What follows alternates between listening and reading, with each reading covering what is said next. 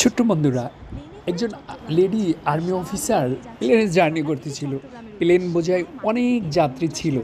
সবাই আনন্দে মহাকাশে প্লেনে জার্নি করতেছিল আর গল্প করতেছিল, এবং বিমানবালারা তাদের খাবার সার্ভ করতেছিল। হঠাৎ একটা বাজ পাখি প্লেনের পাখার সাথে ধাক্কা খায় এবং প্লেনটাতে সাথে সাথে আগুন লেগে যায় এবং এক সাইড পুড়ে যেতে লাগে।